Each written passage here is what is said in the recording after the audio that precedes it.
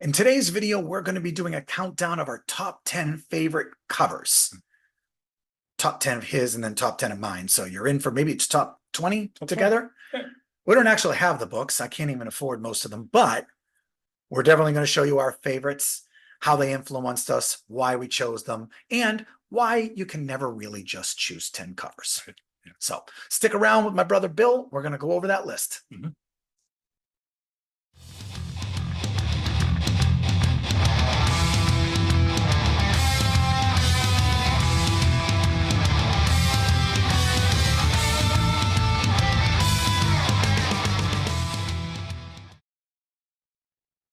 Hi, and welcome to Swarm of Comics. I am Randy, your handsome and humble host, and this is my brother, Bill. joining me once again for another video co-hosting with me. He had a great idea where he wanted to do a countdown of his 10 favorite comic book covers, and I thought that was a fantastic idea. Until I started looking at what my top 10 favorite covers are, and I had two problems. The first problem was, like, how do you choose 10? How do you just choose 10? It was not easy. Second problem is I can't afford some of the covers on there. So it's not like I'm going to have comic books to show you. We're going to do an experiment because we're so technologically advanced and experienced. We're going to do like a screen share and then you can see it on there. So we have not done this yet. So you are the guinea pigs for that experiment. If not, we'll figure it out. So Bill came up with this great idea. And again, this is my brother Bill. We are the Bronze Age boys. That saying was coined in another video, and no, I don't like it either.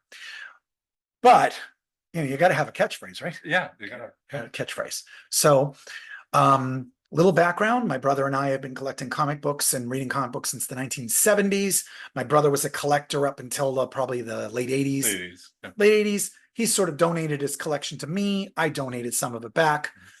I had a big collection of comics and I sold most of them a few years ago. Schlepping around 28 long boxes, 30 long, but whatever it is, was not fun anymore. I'd keep a very small collection, a lot of more collectible stuff, a lot of slab stuff and everything like that. And I actually take most of my new books and I donate them back to my store. You can sell them the 50-cent bin or anything like that. Oh, I didn't know that. Yeah, I've considered donating to like prisoners in prison or donating to a boys club. Still considering those options. If you know of any good options of what to do with comics when we're done, I don't want to bag and board them all. I don't want to save them all. Although that kind of bit me with selling my other collection because I'm pretty sure there was an Ultimate Fallout #4 first Miles Morales in that collection. Also Young Avengers were in there in a bunch, but really? We didn't know that at the time when we donated. You never know what's going to be worth money or a collectible in the long run. I needed to get rid of that bulk. So we've been collecting comics a long time. That was the long-winded point. Land the plane, Randy. And we've seen a lot of covers. Yes. And I see so many covers with all of my collecting and looking at auctions and everything that my favorites list is always changing. So slimming it down was pretty difficult. When you came up with the idea, did you already know what your covers were? Or did you have to then go hunt for them once you came up with the idea? I had to hunt. I only had one cover in mind, and we'll get to it. It may not be the one you would expect. Okay. But then I had to just think about it and then narrow it down because I knew it was going to be like Indiana Jones, Daredevil, SpiderMan, Batman, XMen. But I had to think about it and say, okay, which one is like the quintessential representation of this, or what does this particular issue signify? Yeah, so we'll get into it. But, yeah. Right. I mean, there's so many reasons why something could be in your top 10 cover. And also, I'd love to know what your top 10 is or your top #1 cover. Throw that down in the comments. If you have a video about it, share a video with me. But does it have an impact on you? Like, I remember this cover when I was a kid. It drew me into comic books. Or is it because just the artwork is stunning? Or is it one of your favorite artists? Or is it really just a good cover? Yeah. I'm pretty sure there's at least one of my covers that I don't even care for the book, but I love the cover. And there's other ones that just left such an impression on you that you couldn't. So I'm going to say that my list probably isn't 10. I know your list is 10. I don't know how many my list. I'm not good at counting. I was told there'd be no math. But much like my other video of my top 10 bronze books, age books, which I don't know how many, it was 13 or 14. Yeah, 14. I couldn't count. 5. I count with my fingers, so you know I'm working hard. So what we're gonna do is we're gonna jump in and do this screen share thing, and I'm gonna have my brother go through his list first. And give you a little background on each one. Yeah. You just tell me when you want me to flip it to a new one. So Okay. All right. let's do technology, guys. Hmm. We're gonna do screen 1. All right. Hopefully you guys see this. You are screen think so. sharing. I wonder if it shows all this stuff at the top of the screen. All right, let's start with your list. Okay. All right. All right. So yeah, I'm sure I'm not alone with this decision. Spider-Man 252. It was a great time for us because I said we had just started collecting a couple years before. And like hardcore collecting, not just reading comics, right, like collecting yeah, comics. that I felt like we, to some degree as kids, we appreciated what this cover signified. And I think we even knew the reference to the original Journey into Mystery. It's Amazing Fantasy 15. All right, that's what. Yeah, it's an homage to the original cover art done by Steve Ditko. And I think we knew that, or you knew it and you told me. But I mean, it's a gorgeous cover. And just like I said, Spider-Man had been around forever. And the first time he changed his costume, and it's such a beautiful, different costume. Right at a very impressionable time for us. It made this massive, giant change. Spider-Man's costume, if he came out and it was at 62, 72, 82, 22 years, and Spider-Man, who is completely iconic. Even before we had Spider-Man comic books, we saw Spider-Man on Electric Company. We saw Spider-Man in books, like hardcover books, the big little books and everything like that. So we've been the cartoon. Oh yeah, obviously the 60s cartoon and then the 70s cartoon, Spider-Man and his friends. So Spider-Man was inescapable, and his outfit was iconic. We also weren't, I think, old enough to be outraged by stuff yet. No, I just think we thought it was like super cool and like, wow, hey. So it was a surprise. It was an event. So yeah, even though I was left a big impression on you. Yeah, absolutely. Yes. Also, it left a big impression on grahamcrackers.com, apparently. That's wherever you stole that image from. I don't think that's on the original artwork there. It's a variant. I also noticed, what is that lady wearing? She wearing like striped pants? I don't know what's in that there. The rumors are true. Introducing the new Spider-Man. So, all right. Big cover there for you. Yes. Let's move on to the next one. Okay, this one I cheated a little bit because to me, Batman was always more about a mood and an atmosphere than just a character. Okay. More so than any other comic book character I ever followed. And so I went through like a lot of Detective Comics covers and Batman covers, just looking for something that signified how I feel about Batman. It's very ominous, dark, mysterious, kind of film noir-ish. And you have that comic book. How about that? All right. George Pratt cover. And I had it down to 2 different covers, and the other cover was the McFarlane cover that you wore the shirt of recently. Oh, so Batman 423. Yes. So they said just him being more of like a supernatural creature than just a person. Like just it was always about the mood and the atmosphere. So this sort of sums up that feeling. Excellent. So that's Batman 431. Beautiful George Pratt cover. Iconic Batman hanging upside down. Yes. Excellent. All right. Moving on. All right. This one might have been a surprise as far as Daredevil covers go, but I mean, it's gorgeous.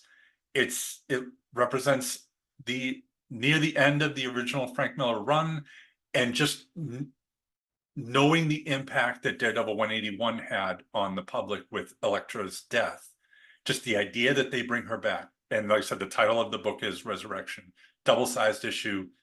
Just the image of Elektra and Daredevil screaming behind her just evokes so much emotion and power without even a word being printed on it. I actually hate words printed on books. I'm going to go back for a little bit, and I know they had to do it, But in this Spider-Man, and I know they wanted to print on there, I hate when there's word balloons and the stuff. Yeah. I just feel like covers that are too busy and have words on them, I just don't love. So Yeah. I do love the simplicity of this with Elektra coming back. Yeah. Cool. Yep.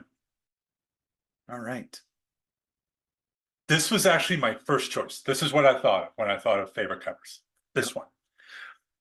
And I'm going to give my input. The idea that Kingpin is arm around Daredevil, Yes. you know, again, back to issue 180, which was on my brother's shirt in the last video we did, and we covered that because you got that slabbed. Daredevil was doing a favor for the Kingpin as a person, as a hero, no matter what the Kingpin stood for. So again, when you see this type of cover, I'm giving you my first thoughts on it. Yes, exactly. Like subtle. And I don't even think I understood the significance of that when we bought it. Back in the, was it like mid-late 80s? Mid-80s. That became just so subtle. And that was Mazzucchelli, if I'm pronouncing that correctly. Dave Mazzucchelli. Dave Mazzucchelli. I feel like at his peak, like his later art got a little rougher. But it's a gorgeous cover, and just the idea, like I said, that the two of them working together like that when they at times mostly have been arch enemies. Just felt like, unless once again, no words, nothing, clean cover. just clean that cover. Just, I thought, understated, brilliant. Absolutely. Yeah. Awesome. Yeah. Moving on to the next one. I kind of got a preview and know what's coming here. Yeah. This one might be a little obscure for you guys. Look this book up if you've never heard of it. Yes. Yeah. But it's a Batman book. Yes. Batman is sometimes known as the Dark Knight. He's called the Dark Knight. They don't capitalize on that enough in I wish they would use that more in like culture. movies or comics, the Dark Knight. It's but that's like Batman's nickname. Yeah. The Dark Knight. Yeah. So remember that one. We're here to educate and enlighten. So yeah, just, I mean, the art itself, just simple, iconic. And then of course, just like I said, this was the ushering into a new age, like the end of the Bronze Age and the beginning of the Aluminum Age. No, actually, I think they're called the Copper Age. Oh, Copper Age. But most people just call it the Modern Age, but I think it's the Copper Age. Yeah. This artwork sold, the original artwork not that long ago. I can't remember. I probably should have looked that up. Yeah. But it went for a pretty penny, if you will. And there's a great little documentary on YouTube about it, the history of it. Try and look that up. But look that up.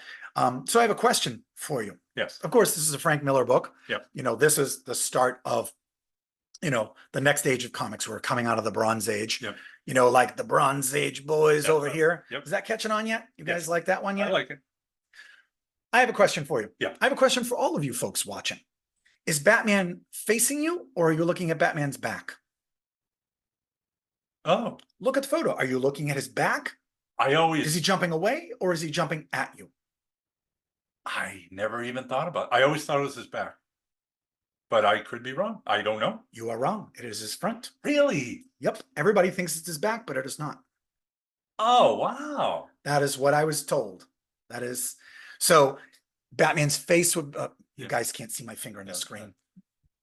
But the left foot is the knee up, and you're looking at like his crotch right there. Okay. That is Batman from the front. Wow. Look where his thumb is. Yeah. So it's on his, well, the right of the side, the right thumb, that thumb is on the inside. So it would be the inside. Wow. Well, there you go. I learned something new. Moving on. How about that? This one will be very familiar from comics and slabs and shirts and everything that's been in my videos, but dun, dun, dun, dun. Yeah. Once again, just one of our iconic issues from when we were kids. Yep. So different, so cool. Introduces Storm Shadow. Not a word said through the entire thing. Silent Interlude. Silent Interlude. Yeah. G.I. Joe 21. We The bought only- it. We bought it new. Yep. I still have my original one. It's a piece of trash. Yep. And I might have told you guys this in another video, but I rebought it as a slab. Yeah. And when I was negotiating with the guy, we started bonding over it. And when I got it in the mail, he had written me a note. Oh, And really? I think I bought it at a 9.6. I didn't buy a 9.8, I don't think. Okay. Yeah, I bought a 9.4 or something like that. Okay. He wrote me a note, and Yeah. the note said, "Yo, Joe," he wrote at the top of it. And he said something like, "This is my original copy that Oh. I bought in the 1980s. And I got it slabbed, and I hope you enjoy it. And I'm glad I could pass it on to another fan. Wow. It was an awesome note I bought. Oh, that's great. So Yeah. beautiful cover. Yep. There's also a shirt online. We'll put a link down in the description for that. Yep. I wore that shirt when my band played a big gig last year. Yeah. This band played a big gig, you guys. Yep. All right, moving on. So Moving you're not on. here forever. Right. Moving on up. Yep. Next one. This one, I'm gonna guess, is this Michael Golden? it is. Michael Golden. Yep. Michael Golden, Further Adventures of Indiana Jones, What Lurks Within the Tomb. Mm-hmm. Out of all the issues of this book, how many are there? 22? There are 24? 34. 34, I meant. I'm not good at math. I told you that before. That first iconic issue, you even have the shirt of it and everything like that. This is what you chose. I'd love to know why. Because to me, that is the quintessential image of Indiana Jones. Of all the 34 covers, that's the one I think of when I think of what's a good Marvel representation of Indy. Yep. Yeah. And just classic. It's the tomb, the native woman, everything. To me, it's perfect. Okay. Yeah. Awesome. And what I will say is that Michael Golden is kind of a recluse. You know, he did all those covers on the Nom. He used to do G.I. Joe covers. He did a lot of work. He did the Indiana Jones covers. He did a lot of stuff, but he's not known for going to conventions. He's not known for autographs. I think he has started doing more of that in the last few years, as far as I understand. But he's kind of a recluse. And you know, getting his autograph and getting him to sign anything or prints from him or anything is almost impossible. So, oh, wow. Cool cover. Yeah, thank you. All right. This, Charles Vess. Charles Vess. Beautiful cover. This is significant for several reasons. Which correct me if I'm wrong, but in the time that we were collecting, this is the first time a new Spider-Man book came out. Right? Yes. Yeah. Right. So there'd been Amazing Spider-Man. Spectacular. Peter Parker's Spectacular Spider-Man. And then there was Marvel Team Up featuring Spider-Man. Which then turned into this, right? Or am I don't know if wrong? I don't know if it turned into it. All right. That's a great question. I don't know. But this was from our age, this is 1984. Yeah. You know, we were like 12, 13 years old. All of a sudden, Spider-Man is a new book and with the new outfit. Yes. And with the new outfit. And the story itself, actually, I don't remember. I mean, we read gazillion books. I remember the story of this issue specifically, and I love the ending. The bell tower. Yep. Yeah. That's how he was getting the sound vibrations. He was getting the costume off him. Yeah. And the ending I thought was amazing, which I feel like they didn't like. Venom became the sort of opposite of this, but at the end, the costume regards him and could have absolutely taken him over again and didn't, and it went away. Yeah. Almost like it was sparing him, like there's some compassion there or something. Yeah. And I thought that was just an amazing story, and that was a great ending. And then Venom became evil, so it doesn't really matter. But then he didn't. Then he was, and then he wasn't evil, and then really? Then they made crappy movies. Yeah. So I just thought it was a very poignant issue with great art, and like I said, just a landmark for us for like, hey, wow, a new Spider-Man book. Yeah. So absolutely. Just gorgeous cover. I wish this book had more recognition for the story, the cover, and in general. It's just criminally underrated. It's criminally underpriced. Oh, really? I know that the newsstand commands some good money, and it's pretty rare, I think. I know we've talked about newsstands and newsstands being rare, but I have a feeling, I vaguely remember that for this book, this was not promoted for going on newsstands. I think newsstands on this are very rare. Oh, okay. Somebody correct me if I'm wrong. All right, moving on. Okay. This haunted me as a kid. I mean, it's to some degree, that world still haunts me.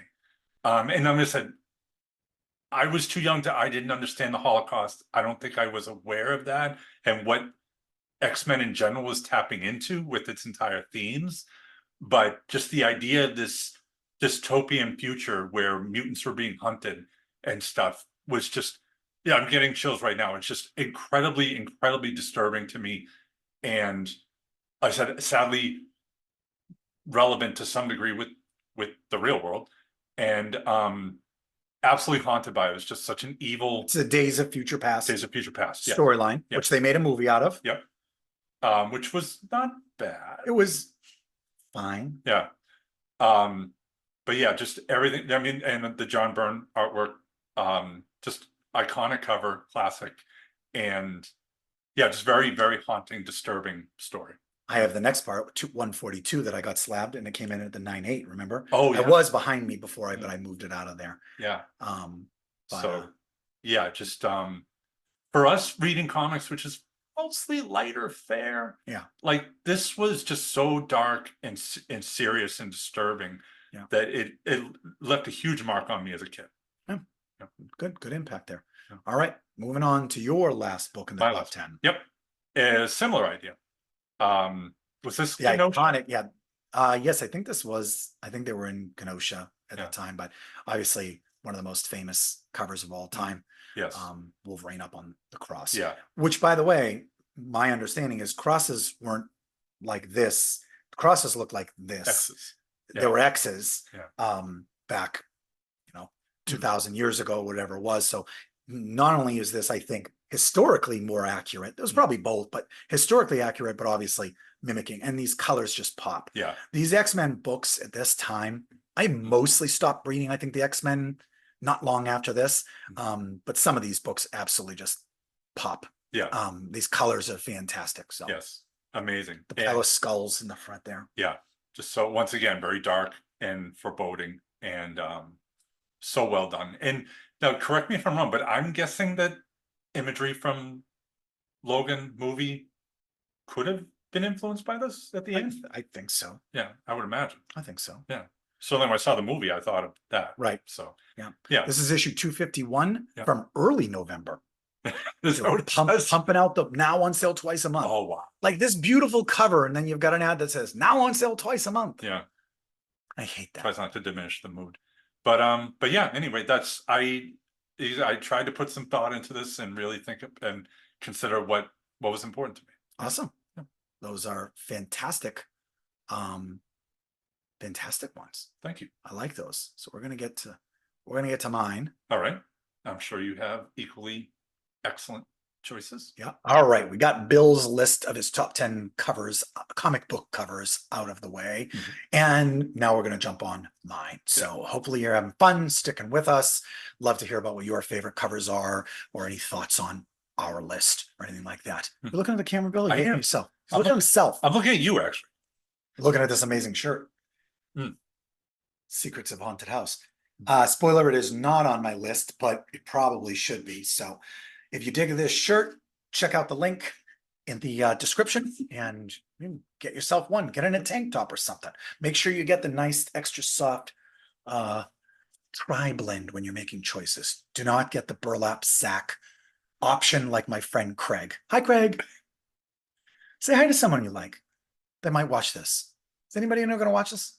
Maybe. Nancy watched the other one. So hi, Nancy. Hi, Nancy. Mwah. Appreciate you checking us out. Appreciate you checking it out. Yeah. Appreciate you checking out the Bronze Age boys. What's up? Yeah. Don't ever let me say anything like that again. You were right on. You're an enabler. That's what you are. You're an enabler. And I'm good at it. Do you have your beverage just in case? I do. Yes. All right. All right. Back to my list here. Let's start a screen share. Look at me, all professional, knowing technology. What am I doing? We're going to share screen number 1. Yes. All right. We are sharing our screen. Let's start with this cover here. I have no particular order whatsoever. Now, this type of cover was done on Batman multiple times. They loved this idea of Batman and Robin being caught in the spotlight. I probably should have grabbed a bunch of others, but you'll notice that your X-Men 141, very similar to this idea in the spotlight on there. Yeah. Again, I said at the beginning of the video is that this might be one of my favorite covers, but I do not have a Batman number 9. If anybody would like to send me one, make a comment. We'll work something out here. I'll get you my address. But this is obviously Batman number 9 and absolutely iconic type view. Batman with his cape pulled Yep. over and so forth, and Robin there and caught in the spotlight. So Nice. there's probably 3 or 4 or 5 or 10 of these from Batman and Detective I probably could have chosen that are very similar to this type of imagery. But right there, that is golden age perfection as Yes. far as I'm concerned. Agreed.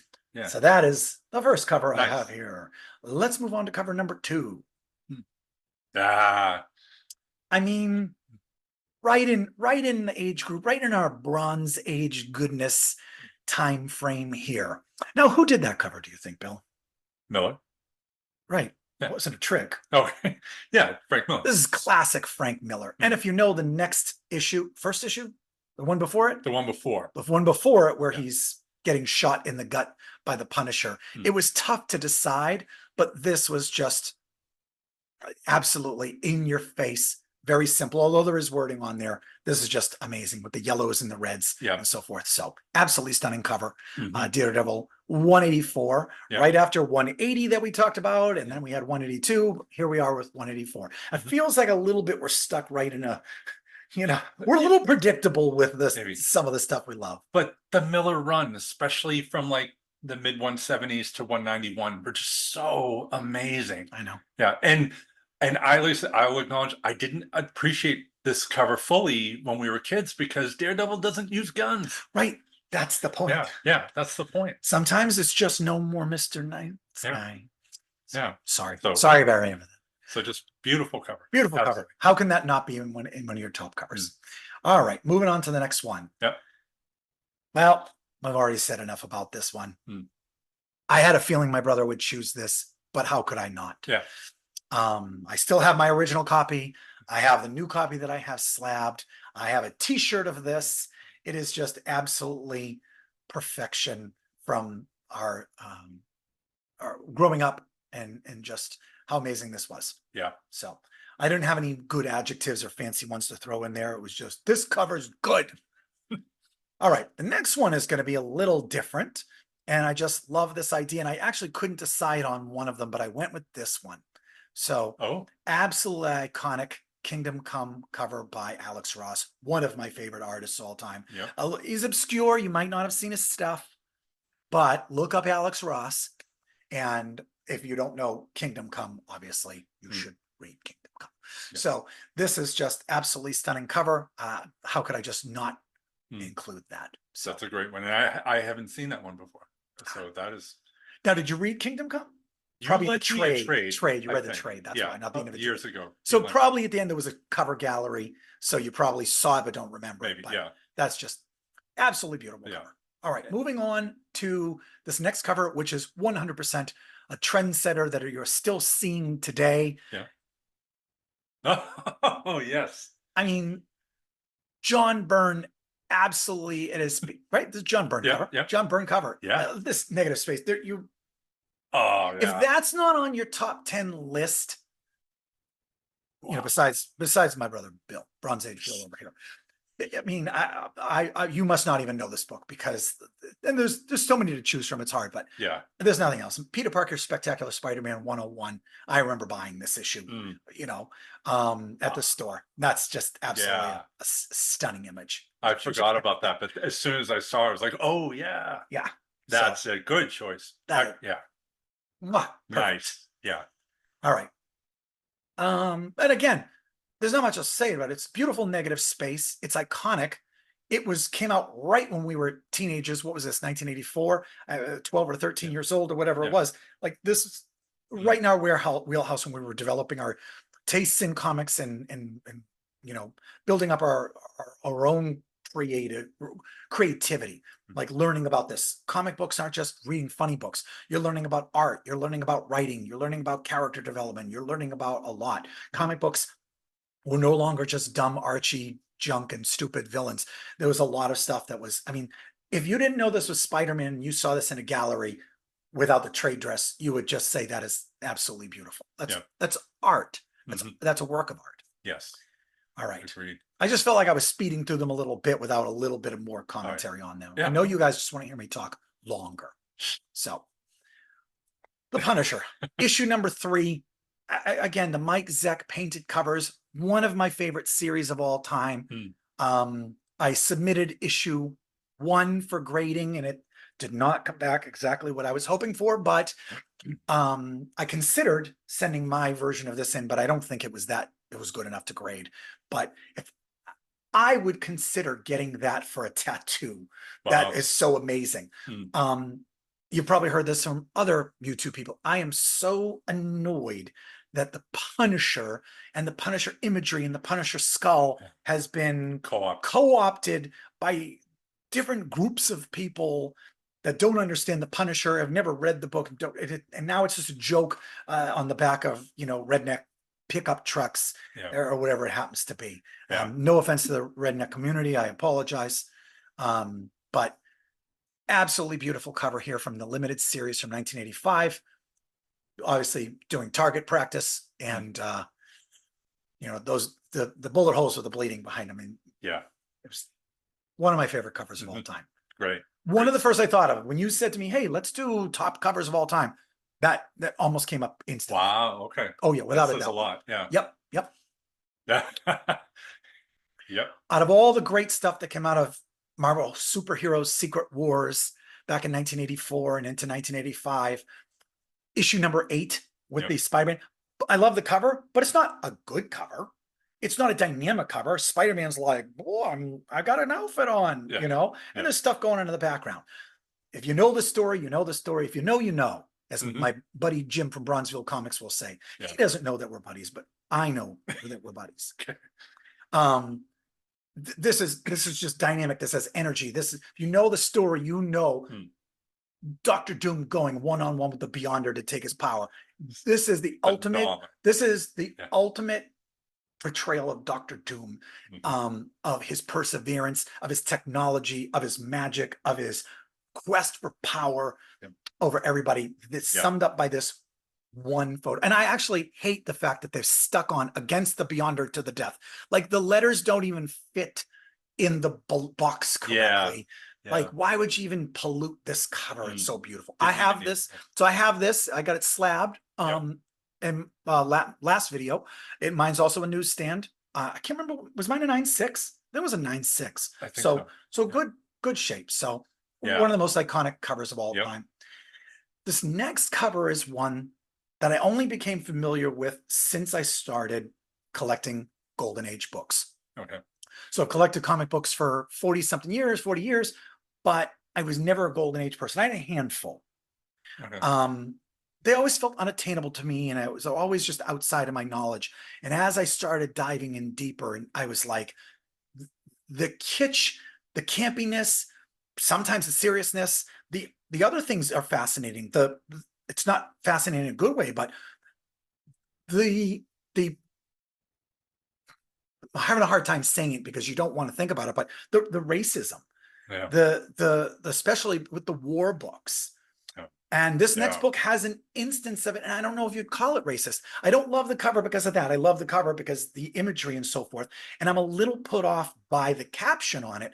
And I have other books that happen to have this imagery from this xenophobia, this racism, whatever it happens to be, because that's how things were back then. I know that there's people who collect them because they're controversial. I like certain covers, and then sometimes you realize, oh, that's probably not the most appropriate thing. I know it was in 1943, 1941, but it's not today. So this next one's I know I'm sort of building up to it, but not only is it just a stunning cover, but it's also got, a little bit of controversy there. Okay. So let's get to it and get Randy to stop talking. So here is Superman number 18. Superman's riding a bomb. I don't know what else to say about that. Yeah. The clouds are very simplistic. The Superman imagery is very simplistic, and I think that's a good thing. Yeah. It's a beautiful, clean cover. He's going straight down, dropping a bomb. But you got to think about who he's dropping these bombs on. And I know we had to, and it was part of it. But if you read the caption on there, it says, "War savings bonds and stamps do the job on the Japanazis." Not racist. No. It's not, but calling the Japanazis, I know there was a lot of worse things that they were called. Yeah. And there's much worse stuff in comic books back at the time, but Yeah. can't say I'm 100% comfortable about it. Hmm. But if you just sort of block that out, and maybe I'm overreacting to it. If you were to read that and I didn't give you the big build up, would you have said, "Oh, that's a little Japanese sounds I would not be. dicey"? I'm not entirely comfortable with that. I will Right. say, like, because I've never seen this cover, and I didn't even know that phrase was a thing. So it did take me aback as I was looking at it of just whatever a few seconds ago. Yep. When you put it on, I was like, oh, Yep. okay, And the other thing I'll say is if you go back and you look at Action Comics and Superman comics from this age, Yeah. oh, after this more, they became very goofy. yeah, Superman riding a bike, Superman in school helping kids. Like post-war and even at the end of the war, Superman books were a little more goofy. He didn't have big villains. Yeah, he had Lex Luthor, but you know, comics were different back then. They didn't have the super villains against the, you know, Spider-Man has his rogues gallery of villains. Batman has his rogues gallery of villains. Hmm. But early in the day, they weren't necessarily always fighting those villains. It was a lot of thugs. It was a lot of, you know, gangs. It was a Yeah. lot of, you know, getting guys in a, you know, in a zoot suit with a gun Yeah. and stuff like that. Yeah. And then there was the war stuff. yeah, And this is some serious stuff. But that being said, that cover is just, that is a cool cover. Beautiful. I'll say. I would love to buy this issue. I've seen a 2.0 in a slab that Yeah. they want a good amount of money for, and it's very well presenting, but it's outside of my budget. So Okay. what you're going to get is a JPEG I stole from the internet. Okay. So that is my next cover. Okay. All right. All right. Maybe I kept it to just over 10. I don't know. Next cover. Oh wow. Iconic Will Eisner, The Spirit cover. Hmm. Another book I will never own. Hmm. You can actually buy the Spirit comics, some of them, even Golden Age books, fairly decent price. Not this one. No. I mean, this is iconic cheesecake, you know, good girl art. She's pulling a dagger out of her nylons. Yeah. The absolute simple background, just the one color gradient background with just the logo. You know, a lot of books back then were goofy. They had little goofy characters and goofy sidekicks and goofy kids, and there was nothing goofy about this. So this is absolutely, and this was one that was fairly new to me. I've probably only discovered this in the last year or so, Okay. year and a half. A book I would love to own, and probably going to have to just print out the JPEG and put that on my wall because that's about all I'm going to get. Okay. The next book is definitely right square smack dab in the middle of my childhood, in my, you know, collector phase back when I was a kid. And this is Beta Ray Bill. Yep, the Mighty Thor number 337, smashing that logo, smashing through. Walt Simonson art. I'm going to zoom out a little bit there. Walt Simonson, you probably know him, and his wife Louise Simonson. And if you look at that cover, his signature, as you know, is a dinosaur. And he's done that since the 60s when he was in college. It's a little Simonson, looks like a dinosaur. This was his first issue on the title. Was it? And this was his introduction, and he absolutely smashed this book. It's one of the greatest runs of any comic in history. And this cover, like, why is there a weird alien with a horse face with Mjolnir with the hammer on this cover? And the storyline, right? This was the first Simonson on Thor. I don't know. You tell me. But, yes, but didn't totally he is. pretty much save Thor? Yeah, I think he saved Thor. Yeah. Did he create Beta Ray Bill? He must have. Yes, created. Well, yes, what the writer created Beta Ray Bill. So look at that cover. That's all you got to know. Absolutely fantastic. That's great choice. Yep. Yes. Now, the next one, which is also my last cover, is one that I absolutely will someday have tattooed on me. And it's very similar in color schemes to a book you had on your list. Okay. And I'm not torn between the two, but I could see how yours XMen book could be so powerful. Yes. You didn't need words. You didn't need words telling you this is a powerful image. Right. You knew what it was. Yeah. So this is mine. This is not as powerful because it's whatever, but here it is. Oh, yeah. The Uncanny X-Men 234, late September, because now bi-monthly. Yep. And of course, this is Mark Silvestri. And this is when Wolverine was taken over by the Brood. The Brood. The Brood were the alien movie knockoff insect-like xenomorph aliens that Aliens. the X-Men love to fight. And this is, they infect people and Mm. he became a xenomorph. And that is just those colors, the purples, the greens, very similar Yeah, very to, similar. to Yeah. your cover. Guess they like that color scheme. Yeah, they love that color scheme here. Yeah. And just his facial expressions, the details Silvestri did with like the neck muscles and the arms. I absolutely could see me having that right on my arm. That would be cool. Yeah. So that is the final cover Nice. of today. I probably have 10 more top 10 covers if I really thought about it, but that was a lot of fun. I'm glad that you joined me for this video and for another one. Yeah. I have fun with you co-hosting, co-starring with me. Co-starring. Let's say co-starring. Okay. We're stars now. Yeah. I have 200 views on my last video. We're pretty much famous. All right. So that is a fun little top 10 list. Next time you come up, whatever, we might have thought of a totally different list. Okay. Yeah. Did you have any final thoughts for the audience? Put them on the spot. Yeah.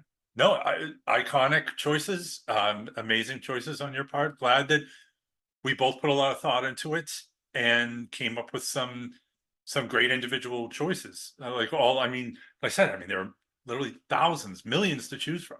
Millions to choose from. And you can almost be overwhelmed. And I had to definitely stop and think, okay, I would put this on there. If you see the full cover, it's just iconic Bernie Wrightson. You know what I mean? Yeah. There could be 1,000 in my top 10, but I had to think about, really buckle down and think about what I would love to see, what I love to see. And as I told you, 2 of those, I only discovered the Spirit and the Superman 18 in the last year when I got more into Golden Age collecting. They wouldn't even have been on my list a year ago. Right. Yeah. Totally different. So it's always changing. It's very fluid. So I appreciate you joining us. I appreciate my brother Bill coming on the show again and hanging out with me, having fun. I hope you guys had fun. If you did, please comment, like, and subscribe. I know that's annoying when everybody says that in their videos, but there's a reason. You get more interaction, you get more views, you get more people checking it out, and you make more friends and stuff like that. So please make sure you do that. Make sure you check out the rest of the videos.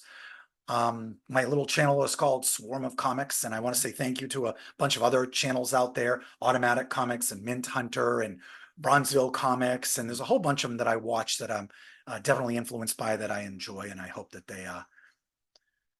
they continue and do well, and I hope I continue to do well. Yeah. So this is the part where I don't know when to shut the door and just say goodbye, because I'm like, no, let me just say one more thing. So I'm Randy. And I'm Bill. And we're Swarm of Comics.